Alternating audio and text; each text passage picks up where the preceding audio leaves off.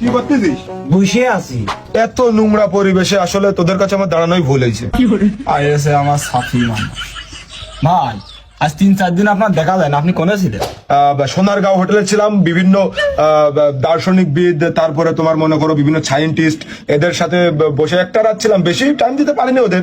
এই Rachel viper বিষ কিভাবে উন্মোচন করে যাতে সঠিক পদ্ধতিতে মানুষজনকে সেবা দেওয়া যায়, সেই প্ল্যান প্রোগ্রামই করছিলাম। তারপর আবার একটু এই ইশার সাইডে ছিলাম আমি। আবার ওখান থেকে আবার ডাইরেক্ট চলে গেছিলাম কানাডা।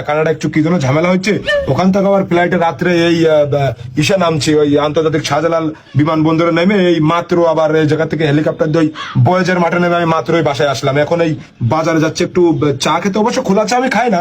চা খেয়ে আবার আমি এখনই ব্যাক করবো। আমার একটা গুরুত্বপূর্ণ মিটিং আছে আজকে, একজনের জন্মদিন আছে। ওখানে নাকি আমি না গেলে হবেই না।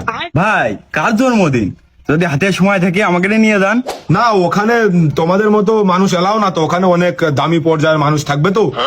জন্মদিনে নাকি আমি না গেলে তার হচ্ছে না। আমি না গেলে সে কেকই কাটবে না। তাহলে সেই ব্যক্তিটা কিটা?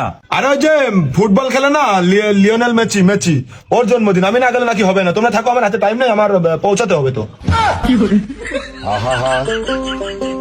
আমি পারি না, আর পারি না।